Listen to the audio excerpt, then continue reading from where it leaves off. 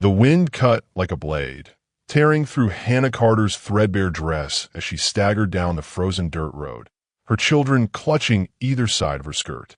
Eli, her 8-year-old, tried to be strong, his small jaw clenched, but his trembling fingers betrayed him.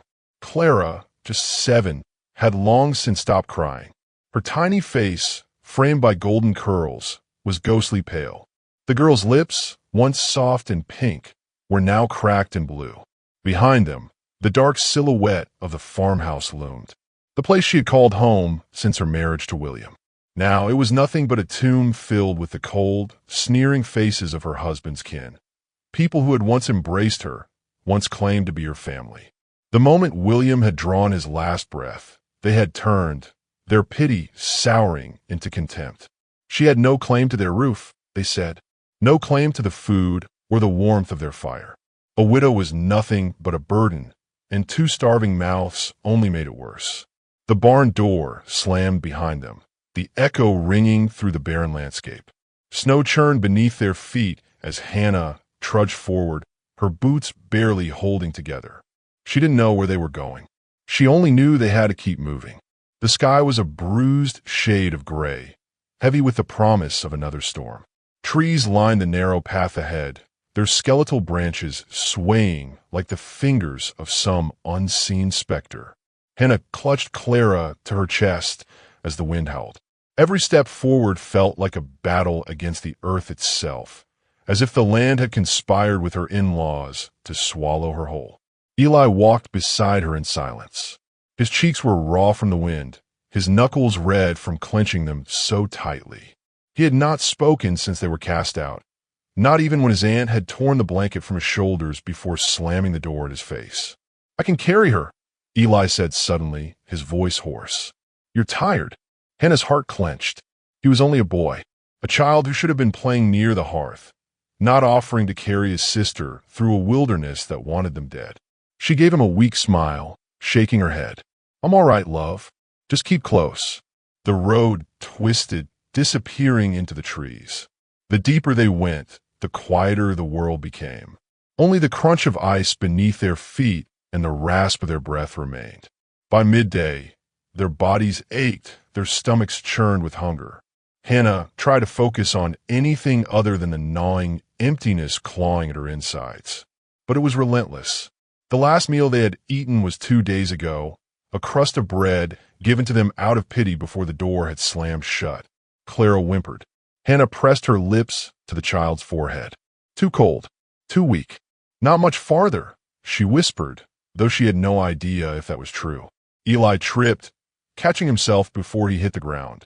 He gritted his teeth, swiping at his face in frustration. Hannah swallowed the lump in her throat. "We'll stop soon. Find some shelter." But where? The land stretched endlessly before them, blanketed in white. The trees, though tall, offered no refuge against the cold that gnawed at their bones. A crow cawed in the distance. Eli tugged on her sleeve. "There." She followed his gaze. A small structure stood just beyond the ridge, half hidden by the trees. A trading post. Hope flared in her chest. With renewed urgency, they stumbled toward the abandoned building. The wood was warped from age, the door barely clinging to its rusted hinges. Hannah braced herself, then shoved against it with her shoulder. It groaned in protest before giving way. Inside, the air was stale, thick with dust and decay. Shelves lined the walls, mostly bare, though a few broken crates lay scattered across the floor. A fireplace stood in the corner, long dead but still intact. She set Clara down gently, wrapping what little fabric she had around the girl. Eli was already rummaging through the debris. "Anything?" she asked, her voice barely above a whisper. "Not much," he admitted, holding up a cracked bottle. "Some dried-up beans. Nothing fresh." Hannah nodded. It would have to do. She turned her attention to the fireplace. If she could get a fire going, they might survive the night. She reached for the flint she had taken from the farmhouse, her hands stiff from the cold. The first strike sparked, but the kindling was damp. She tried again, and again. A spark caught. A small ember flickered, then died. Desperation gnawed at her. She struck the flint again, harder this time. The ember grew. Smoke curled upward. a flame. She exhaled shakily, shielding the fragile fire with her hands as it licked at the wood. Slowly, warmth began to seep into the space. Clara stirred, pressing closer to the flickering light. Eli sat beside her, pulling his knees to his chest. For the first time in hours, Hannah allowed herself to breathe. Outside, the wind howled. The walls creaked under its weight. Something moved in the darkness. Hannah froze. A low growl. Her pulse thundered. Eli stiffened beside her. The growl came again, closer this time. She reached for the rusted knife she had found earlier, gripping it tightly. Her body screamed at her to run, but there was nowhere to go. Nowhere safe. The door, still partially ajar, shuddered against the wind. A shadow passed by the opening. Not human. A wolf. Hannah pressed a hand over Clara's mouth as she stirred. Eli's breath was shallow, his wide eyes locked on the doorway. The wolf sniffed the air. Another gust of wind rattled the building, and the creature stepped forward. Hannah's grip tightened on the knife. If it came closer, if it lunged, she would fight. The wolf let out a low, rumbling snarl, eyes gleaming in the firelight. Its fur was thick, dusted with frost. It took another step. Then, as suddenly as it had appeared, it turned and slunk back into the night. Silence. Hannah exhaled shakily, her hands trembling. Eli swallowed hard. "Do you think it'll come back?" "I don't know," she admitted. They didn't sleep that night. The fire burned low, casting flickering shadows on the walls. The wind never stopped, and Hannah knew, deep in her bones, that this was only the beginning. Dawn broke over the horizon, painting the sky in muted golds and purples. As she stared at the rising sun, exhaustion pressing heavy on her shoulders, a shadow fell across the doorway. Tall, silent, a figure stood there, watching them. Her breath caught. Not a wolf, not a bandit. Something else. The stranger did not move, did not speak. But Hannah knew, without a doubt, everything was about to change. The man stood motionless in the doorway, his face shadowed beneath the low morning light. Hannah tensed, her heart hammering against her ribs as she clutched Clara tighter. Eli pressed against her side, his breath shallow, his fingers curling into the fabric of her dress. He was tall, broad-shouldered, his form wrapped in thick furs that carried the scent of earth and smoke. His long, dark hair was braided, resting against his chest, and his eyes, sharp, unyielding, studied them with quiet intensity. A bow was slung over his back, a knife strapped to his hip. He did not speak. Hannah's grip on the rusted knife tightened, though she knew it was a feeble defense against a man like this. The fire had burned low, flickering weakly between them, casting shadows that danced across his expressionless face. He could kill them if he wanted to. There would be no struggle worth mentioning, no chance to run. The silence stretched. Then, slowly, he reached into the folds of his furs and pulled something free. A small bundle. He took one step forward, placed it on the ground, and stepped back. Hannah hesitated, her body coiled with tension. The bundle lay there between them, wrapped in rough cloth. Eli shifted, his voice barely above a whisper. "What is it?" She didn't answer. She forced herself to move, inching forward, never taking her eyes off the man. Her fingers trembled as she reached out, peeling the cloth back. Dried meat. A flask of water. A gift. She swallowed hard, lifting her gaze. He was still watching, unmoving, unreadable. She expected a demand. Some price to be named. A trade, an order, a warning. None came. She did not trust kindness. She had learned that kindness always came with a cost, that it was something people wielded like a tool, like a weapon, only to snatch it back when it suited them. But there was no cruelty in his gaze. No amusement, no malice. Only quiet expectation. She exhaled slowly. "Thank you." He gave no sign that he had heard her. Instead, he turned, stepping back toward the door, as if satisfied with whatever unspoken decision had passed between them. "Wait," she blurted, surprising even herself. He paused, glancing back over his shoulder. Hannah hesitated. Her throat felt dry. The words lodged there, unwilling to form. She wanted to ask why. Why he had helped her. Why he had left them this offering instead of walking away. Instead, She found herself gripping the food tighter, as if it might disappear the moment he vanished. The man did not press her for words. He only nodded once before slipping back into the morning mist. She did not see him again for 2 days. The food lasted longer than expected, divided carefully between them. Clara grew stronger, her cheeks less hollow. Eli ate quietly, his gaze flicking toward the door every so often, waiting. Hannah told herself not to hope. The second time he appeared, she did not flinch. This time, he entered without hesitation, stepping inside as if he had already decided they were not a threat. The wind howled behind him, carrying the bitter sting of approaching snowfall. Hannah straightened, willing her voice not to waver. "Who are you?" He glanced at her, then at the fire, as if considering whether or not to answer. Finally, his voice broke the silence, rough-edged and low. "Cheyenne." The name hung between them, unfamiliar yet solid. He crouched by the fire, holding his hands to the warmth, his movements slow, deliberate. Eli watched him with wary curiosity, his fingers tightening around his knees. Cheyenne's gaze drifted toward the boy. "You are strong." Eli blinked. The words, though simple, carried weight. Recognition. He sat a little straighter, nodding hesitantly. Hannah frowned. "Why are you helping us?" Cheyenne did not answer immediately. Instead, he reached into his satchel, pulling free a bundle of animal skins. Without a word, he handed them to her. Hannah hesitated, then took them. They were soft, thick, warm. She swallowed. "You're giving us this? You need it. Simple. Certain. No expectation of repayment." She gripped the furs, feeling the heat of them against her frozen fingers. "I don't understand. You don't even know us." Cheyenne's gaze flickered toward the fire. "I know hunger."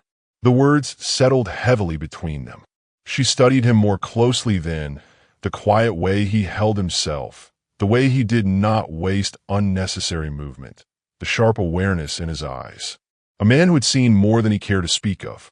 Silence fell once more, but it was different now, less suffocating. When Cheyenne finally stood, adjusting the strap of his satchel, Hannah found herself speaking before she could think. "Where are you going?" He met her gaze, his expression as unreadable as ever. "Hunting." She hesitated. "Will you come back?" A beat of quiet passed. Then he nodded once. Eli, for the first time in days, smiled. Cheyenne returned the next evening, carrying the spoils of his hunt, a rabbit, skinned and gutted, its meat fresh. He wordlessly handed it to Hannah, watching as she blinked in stunned silence. That night, they ate well. Days passed. The snowfall thickened, blanketing the land in endless white.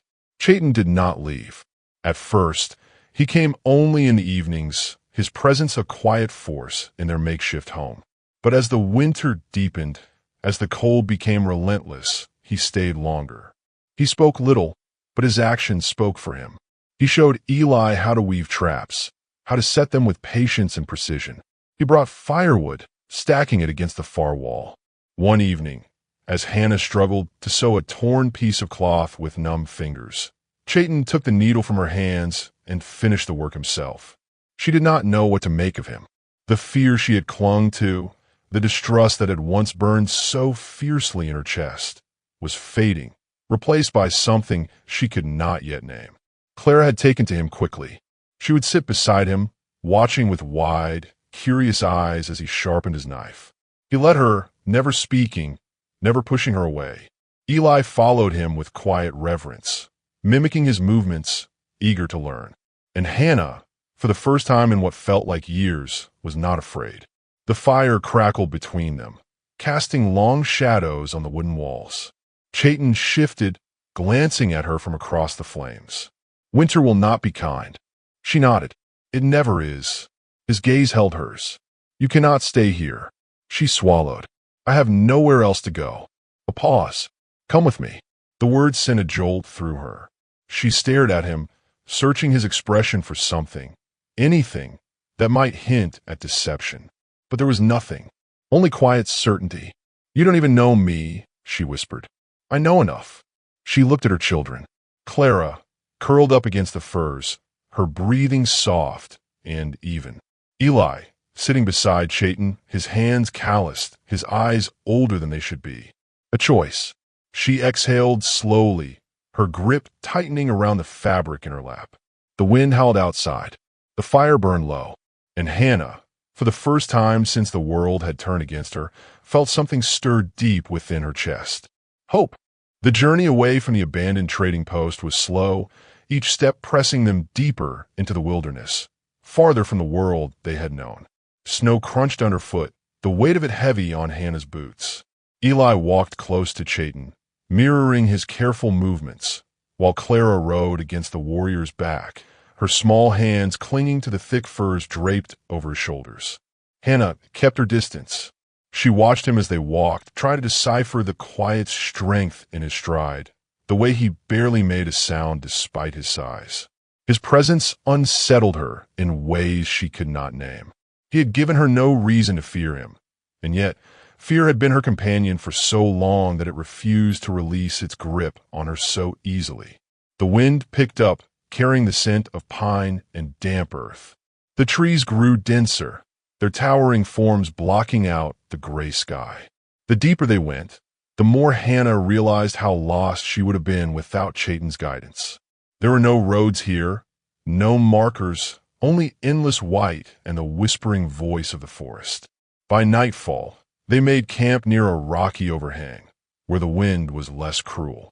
Cheyenne worked efficiently, gathering wood, striking flint against steel until embers caught. Hannah pulled the furs tighter around Clara, watching the way Eli leaned in as Cheyenne showed him how to stack the wood properly, how to feed the fire slowly so it burned steady and strong. She wanted to speak, to thank him, but the words felt foreign on her tongue. Instead, she busied herself with preparing what little food they had. The dried meat he had given them days before was nearly gone, but Cheyenne had brought fresh game, skinned and cleaned with careful precision. As the scent of roasting meat filled the air, Hannah felt the first pang of something unfamiliar, relief. Clara had warmed up to him faster than Hannah expected. She sat beside him, her small hands playing with the fringe of his coat, tracing the beads sewn into the leather. He let her, unbothered by her quiet curiosity. When she shivered, he wrapped the edge of his cloak around her without a word. Eli was different. He wanted to learn, to prove himself. He studied Cheyenne's every move, from the way he tied knots to how he cut the meat. He did not ask questions, only observed. Hannah found herself watching too. As night settled in, the firelight cast long shadows against the trees. Cheyenne sat across from her, sharpening his knife with slow, practiced movements. His expression remained unreadable, but there was a stillness about him, a patience she had never seen in a man before. "Where are we going?" she finally asked. Cheyenne did not pause in his work. "My winter camp." She swallowed. "How far?" 2 days. The thought of traveling through the snow for 2 more days made her stomach twist, but she forced herself to nod. Clara had already drifted to sleep, curled beneath the blankets, while Eli sat up beside the fire, eyes heavy with exhaustion. Hannah reached out, brushing the hair from his forehead. "Sleep," she murmured. He shook his head stubbornly. "I'm not tired." Cheyenne glanced at him. "Rest is strength." Eli hesitated before nodding, stretching out beside Clara. Hannah waited until his breathing slowed before allowing herself to exhale. The night was quiet, save for the occasional crackle of the fire and the distant call of an owl. Hannah felt the weight of Cheyenne's gaze on her, steady and unwavering. "You do not trust me," he said finally. She stiffened. "I don't trust anyone." His eyes flickered with something unreadable. "Wise." She frowned. "Then why help us?" He was silent for a long moment, as if deciding whether or not to answer. Finally, he sheathed his knife and leaned forward, resting his forearms on his knees. "You are alone," he said simply. "I have seen what happens to those left to fend for themselves." She swallowed, her fingers curling into the blanket draped over her lap. "And what do you expect in return?" His expression did not change. Nothing. She wanted to believe him. But life had taught her that men never gave without expecting something in return. They sat in silence, the fire burning between them. The next day, the journey continued, the terrain growing harsher. Hannah's legs ached, her breath forming small clouds in the icy air. Cheyenne moved ahead of them, clearing the path, his presence a silent promise of safety. They reached a river by midday, its surface half frozen, jagged ice breaking apart where the current ran strong. Cheyenne studied it for a moment before stepping onto the ice, testing its strength. Hannah's heart pounded. "Is it safe?" He nodded. "Step where I step." She hesitated, then took Eli's hand. The ice creaked beneath them as they moved forward. Clara whimpered, burying her face in Hannah's shoulder. The river below roared, dark and merciless. Hannah forced herself to keep going, following in Cheyenne's exact footsteps. A crack split the air. Her stomach lurched. Eli gasped as the ice beneath his foot gave way. Hannah lunged, grabbing his arm just as Cheyenne moved, swift as a striking hawk. His hand clamped around Eli's wrist, pulling him back onto solid ground before the ice could swallow him whole. Eli trembled, his breath coming in short, panicked bursts. Cheyenne crouched before him, gripping his shoulders. "Breathe," he said, his voice calm, steady. "You are safe." Eli swallowed hard, nodding. Hannah's hands shook as she pulled him close. She met Cheyenne's gaze over Eli's head, her chest tight. "Thank you," she whispered. They crossed the rest of the river carefully, reaching the far side without further incident. By the time they arrived at Cheyenne's winter camp, exhaustion weighed heavy on Hannah's bones. The camp was nestled between towering rock formations, shielded from the wind. A small fire pit sat in the center, surrounded by simple but sturdy shelters made of wood and hide. Cheyenne moved with quiet efficiency, setting down his pack, checking their surroundings. Eli sat beside the fire, staring into the flames, while Clara curled up beside him, her body finally giving in to fatigue. Hannah hesitated before lowering herself onto the furs Cheyenne had spread out for them. "You are safe here," he said. She met his gaze, searching for deception and finding none. For the first time in months, she believed it. That night, as the fire burned low and the wind howled beyond the rocky cliffs, Hannah allowed herself to close her eyes. She did not dream of hunger. She did not dream of fear. She dreamed only of warmth. The days passed, each one blending into the next as winter tightened its grip on the land. Cheyenne's camp became a refuge for Hannah and her children, a place of quiet survival. The nights were long and cold, but they were safe, and that safety, though fragile, was a comfort she had not dared to hope for in the darkest moments. She watched her children grow stronger each day. Eli, though still quiet, was more confident, his curiosity now tempered with a newfound understanding of the world around him. Clara, too, began to laugh again, the sound soft but real. Cheyenne moved through the days with a quiet presence, as constant as the mountains surrounding them. He hunted when food ran low, building traps and tracking animals with a skill that amazed Hannah. His movements were always deliberate, his attention unwavering, as if the world existed in those moments of stillness and focus. And though he said little, she found herself watching him more and more, trying to understand him the way he had understood her. She noticed the way he cared for her children, small things, like the way he always made sure Clara was warm before he turned his own work, or how he would teach Eli to carve wood when he thought no one was looking. And there were the moments when their eyes met across the fire, when something unspoken passed between them, something she didn't know how to name, something she didn't know if she was ready to acknowledge. But with every passing day, the weight of her grief began to lift, replaced by something gentler, something quieter, a peace she hadn't thought possible, not after the life she had lived, not after the loss that still haunted her. She didn't know if it was his presence, or the land itself, that had begun to heal her. Maybe it was both. But for the first time in what felt like forever, she allowed herself to believe in the possibility of a future that wasn't defined by loss. One evening, as the wind howled outside the shelter, Cheyenne spoke to her for the first time about the past. It was late, the fire crackling low in the pit between them, and Clara had already fallen asleep, her head resting against Eli's side. Eli, too, was nearly asleep, his fingers still wrapped around the carving he had been working on, a small figure of a bear, clumsy but endearing. "You have lost much," Cheyenne said, his voice low but steady, as though he had been carrying the weight of his own story for a long time. Hannah shifted uncomfortably but didn't look away from the fire. She had grown used to the silence between them, but there was something in his tone tonight that made her feel vulnerable, exposed. "I have," she said quietly, her throat tight. She hadn't spoken of her husband's death since the day it happened. The wound was still raw, still too fresh to touch. But Cheyenne had seen her grief, and in a way, he understood it without her needing to say a word. "Loss is a hard thing," he said. "I know." Hannah nodded, unsure how to respond, but the truth of his words resonated with her. She turned her gaze to him, meeting his eyes for the first time in a long while. There was a depth to his gaze, an understanding that came from experience, from a life lived in the shadows of loss and survival. "I thought I would never find peace again," she said softly. I thought the pain would never stop." Cheyenne was quiet for a long time, his eyes never leaving hers. Then, slowly, he reached out, his hand brushing the back of hers, a small, simple gesture, but one that made her heart race. It was the first time he had touched her in such a way, and it felt like the world shifted in that moment, just slightly, but enough to leave her breathless.